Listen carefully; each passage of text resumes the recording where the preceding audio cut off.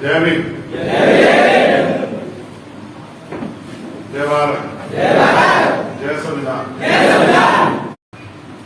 करुणा के सागर तथागत गौतम बुद्ध संत शिरोमणि सद्गुरु रविदास जी महाराज, भगवान वाल्मीकि महाराज, गुरु नानक देव, संत कबीर, गुरु घासीदास जी महाराज, शिक्षा के जनक राष्ट्रपिता ज्योतिबा फूले, आरक्षण के जनक छत्रपति साहू जी महाराज, पाखंडवाद अंधविश्वास के को सबसे ज्यादा सक्रिय तौर पे खत्म करने का प्रयास करने वाले बैरियर रामास्वामी नायकर, संत गाडगे जी महाराज, नारायण गुरु,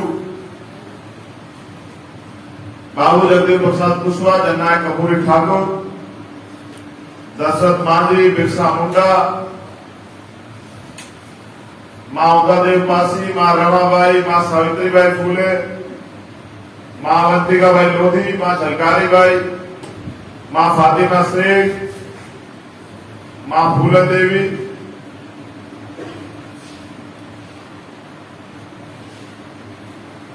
बाबा साहब डॉक्टर भीमराव अंबेडकर, मान्यवर साहब श्री काशीराम, मान्यवर दीनाभाई वाल्मीकि साहब,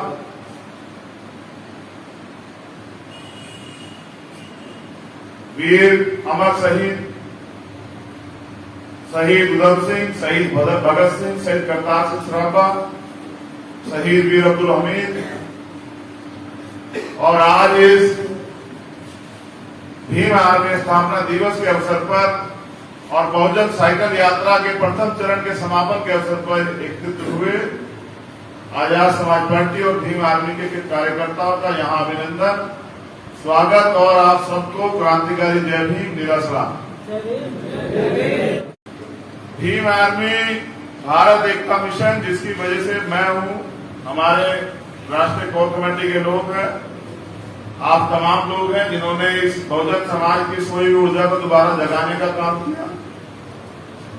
आज हम उसका स्थापना दिवस मना रहे हैं। सबसे पहले उसी पे बात करेंगे।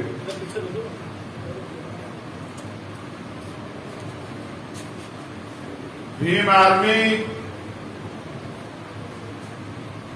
एक पहचान, जिसकी उद्देशिका मैंने आज ही भीम आर्मी के फेसबुक पेज से अपलोड की। आज हम यहाँ भारतीय संविधान की प्रस्तावना भी पढ़ेंगे, तब जब हम लोग संकल्प लेंगे। लेकिन उससे पहले मैं बस एक जानकारी आपसे साझा करना चाहता हूँ। 20 जुलाई 1924 को बाबा साहब अम्बेडकर ने बहिष्कृत हितकारिणी सभा बनाई।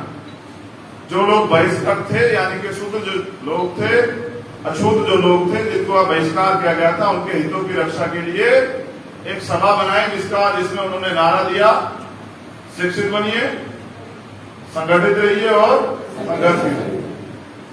बड़े लंबे समय के बाद जब वो अन्याय अत्याचार बड़े पैमाने पे खत्म नहीं हुआ और हमने महसूस किया कि एक सामाजिक संगठन, जो माननीय काशीराम साहब कहते थे कि जिस समाज की सामाजिक जड़ें मजबूत नहीं होती, उनकी राजनीति कभी कामयाब नहीं होती, तो अपनी सामाजिक जड़ें मजबूत करने के लिए 21 जुलाई को भीम आर्मी भारत एकता मिशन के नाम से एक संगठन को, जिसपे हम काम तो कर रहे थे, नाम हमने दिया 21 जुलाई को 2015 में एक नारों के साथ एक नारा हमने और जोड़ा, जिसका नाम था शिक्षित बनिए, संगठित रहिए, संघर्ष कीजिए और स्वाभिमानी बनिए।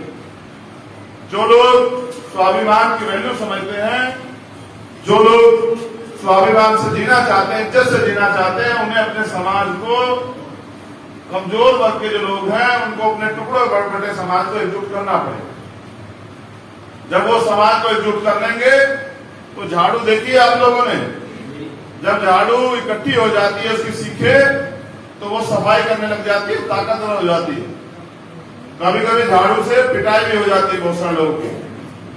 लेकिन जब वो झाड़ू अलग अलग हिस्सों में बढ़ जाती है, सिक्कों में बढ़ जाती है, तो खुद कचरा बन जाती है। तो जो समाज फट गया था, अलग अलग हो गया था और अपनी ताकत खो बैठा था, उसको दोबारा से तैयार करने के लिए भीम आर्मी का निर्माण किया। और आप सब लोगों के सहयोग से भीम आर्मी 6 से 7 साल में वो ताकत बनी कि पूरी दुनिया में भीम आर्मी के नाम की पहचान है और टाइम्स मैगजीन ने भी भीम आर्मी के कार्यकर्ताओं को सम्मानित किया। ये सिर्फ और सिर्फ इसलिए हो पाया कि भीम आर्मी के लोगों ने सच्ची तमन्ना के साथ अपने काम को आगे बढ़ाया। तो माननीय काशीराम साहब ये कहते थे कि तमन्ना अगर सच्ची हो तो रास्ते हजार होते, तमन्ना अगर झूठी हो तो बहाने हजार होते हैं। तो सच्ची तमन्ना के साथ काम करके आपने साबित कर दिया कि आप अपने सोए हुए काम को, सोए हुए समाज को, रुकी हुई मूवमेंट को चला सकते हैं। तो इस अवसर पे मैं आप सबको बधाई देता हूं, लेकिन कुछ बात मैं आप लोगों से साझा करना चाहता हूं। भीम आर्मी का निर्माण शिक्षा के क्षेत्र में जो तमाम तरह की विसंगतियां सरकार के लोगों ने मिड डे मील और तमाम तरह की चीजें चला के जो पैदा की थी, और हमारे जो बुनियादी अधिकार है शिक्षा, जिसको बाबा साहब अम्बेडकर ने कहा शिक्षा से का वो दूध है जो पिएगा उदाहरण है, उसको खत्म करने का जो बड़ा प्रयास हुआ, उसके खिलाफ उस षड्यंत्र को समझते हुए छोटे छोटे स्कूल खोल के और जो गरीब तबके के लोगों को पढ़ाने का काम भीम आर्मी के माध्यम से हम लोगों ने शुरू किया और लगभग 700-800 स्कूल खोल के हमने उस काम को व्यवस्थित रूप से चलाया। धीरे धीरे वो काम आगे बढ़ता गया। उस स्कूल से जुड़े बच्चे जो पढ़ते थे, कंपटीशन की तैयारी करते थे, एक बार उनके साथ एट्रोसिटी हुई, उनको मारा पीटा गया बिना कारण के। तो जब मैं शाम के समय क्लास में पहुंचा, माननीय अध्यक्ष हमारे बीच थे, तब उन बच्चों ने मेरे सामने बात रखी कि भैया पढ़ने जाते हैं लेकिन वहां पढ़ाई की जगह पिटाई मिलती है। तो पढ़ाई की जगह पिटाई मिलने के कारण अब हमारा मन पढ़ने का नहीं है, अब हम क्या करें। तो मैंने उनको समझाया कि नहीं, पढ़ना जरूरी, आप अपनी पढ़ाई को सुचारू रूप से चला के रखो, जो समस्या है उन पर काम करें। कई बार प्रयास के बाद भी सफलता नहीं मिली, ये गेट लॉक करवा दो और अब कोई बाहर नहीं जाएगा, बाहर से अंदर नहीं आएगा, और 2 वॉलेंटियर वहां खड़े हो जाओ, जिनको चहलकदमी करनी है उनको बाहर निकाल दें, जो व्यवस्थित रूप से अंदर रहेंगे वही अपनी बात को सुन पाएंगे।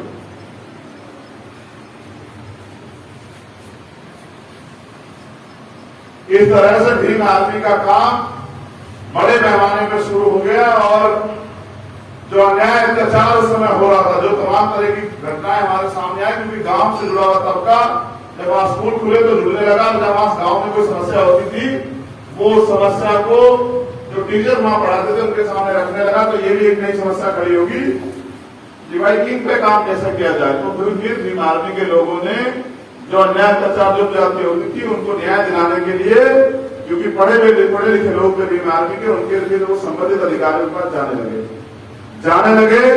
तो जब संबंधित अधिकारी काम नहीं करता था तो फिर वो अधिकारियों के पास जाते थे। इससे क्या हुआ कि एक चर्चा का विषय बन गया कि कोई ऐसा संगठन भी है जो गरीब शोषित लोगों को, जिनके साथ अन्याय होता है, उनको न्याय दिलाता है।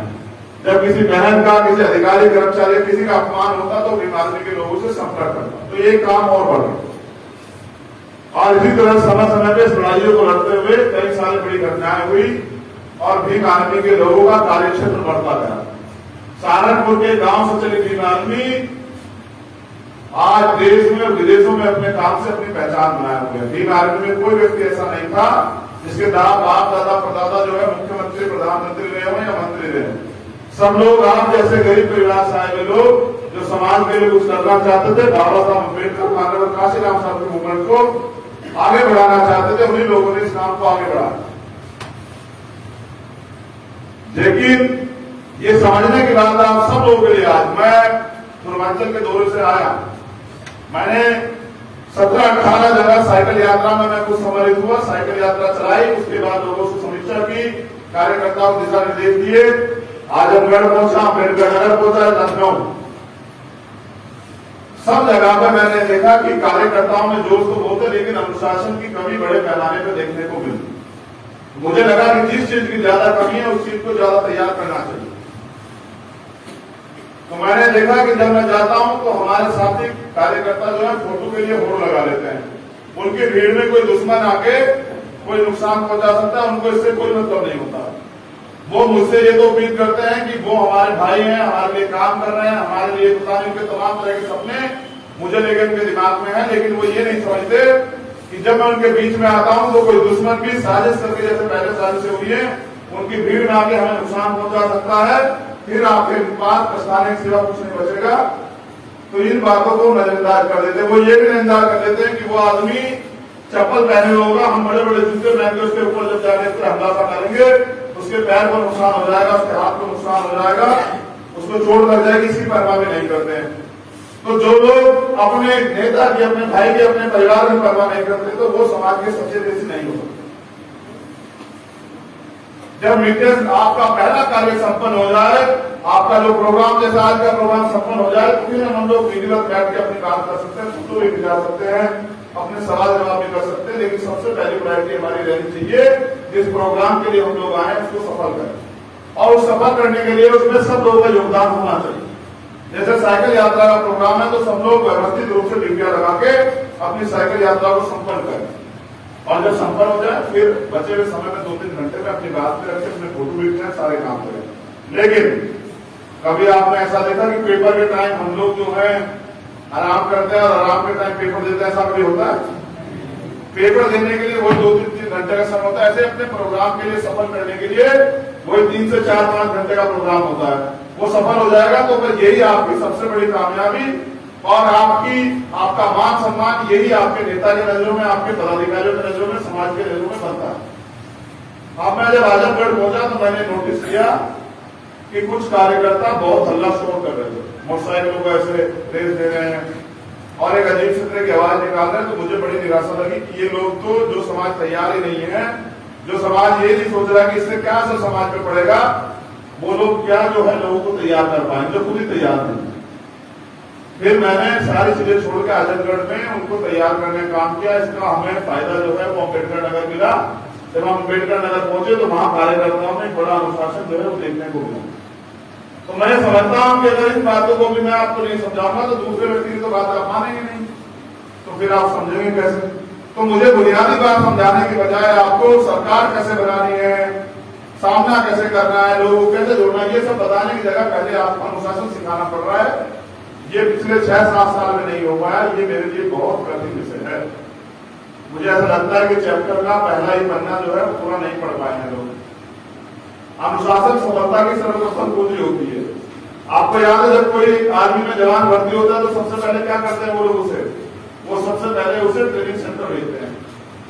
ट्रेनिंग सेंटर में वो व्यक्ति 2 से 3 या महीने या 6 महीने या 9 महीने या 10 महीने 1 साल ट्रेनिंग करता है। फिर वो जाके एक अनुशासित सिपाही बनता है। वो भी आपकी उम्र का होता है। मुझसे लोग कहते हैं अरे भैया नौजवान लोग ये कहाँ समझ जाएंगे, ये तो कक्षा 1 के लोग हैं, कक्षा 10 की पढ़ाई कैसे पढ़ेंगे?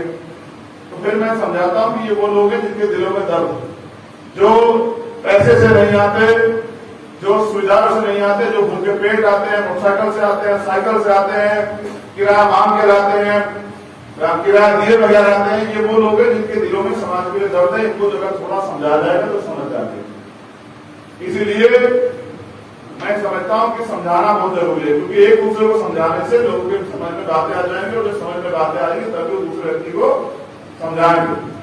क्या आपने देखा कोई बिना पढ़ा लिखा व्यक्ति दूसरे व्यक्ति को पढ़ा लिखा सकता है? इसलिए हमें जो लिखा गया है उसको पढ़ना चाहिए। हम लोग पढ़ते गए हैं जो दूसरे लोगों ने लिखा, हमें पढ़ना वो चाहिए जो हमारे महापुरुषों ने लिखा, जो बाबा साहब अम्बेडकर लिखे गए, मानव काशीराम साहब लिखे गए, राष्ट्रपिता ज्योतिबा फुले लिखे गए, बाबू जगदेव प्रसाद कुशवाहा लिखे गए। एक और ये हमारे राम स्वरूप वर्मा जी हुए, उन्होंने लिखा कि जिंदा कौम 5 साल इंतजार नहीं करती। क्या नहीं करती? 5 साल इंतजार अगर सरकार किसी और की बन गई तो सरकार अत्याचार करेगी, तो जिंदा कौम अत्याचार नहीं करती, वो तो अत्याचार के खिलाफ जवाब देती है, अपना आंदोलन करती है। काशीराम साहब कहा करते थे कि जब आप विधानसभा में, लोकसभा बहुमत में ना हो तो सड़कों पर बहुमत में रहना, जिससे कि सत्ता तानाशाह ना हो। बाबा साहब अम्बेडकर ने कहा कि लोकतंत्र में सत्ता के साथ विपक्ष की भूमिका बहुत अहम है, तो विपक्ष की भूमिका इसलिए अदा करनी चाहिए जिससे कि सत्ता तानाशाह होकर लोगों के अधिकार न हड़पने लग जाए, लोगों पे जुर्म ज्यादती न करने पर लग जाए, ऐसे कानून न बनने लग जाए कि लोगों का शोषण हो। आज की सरकार को कोई कर रही है, विपक्ष को कोई कुछ कर नहीं रहा है। देखिए महंगाई बढ़ गई है, रोजगार नहीं मिल रहा है, अन्य अत्याचार जारी है।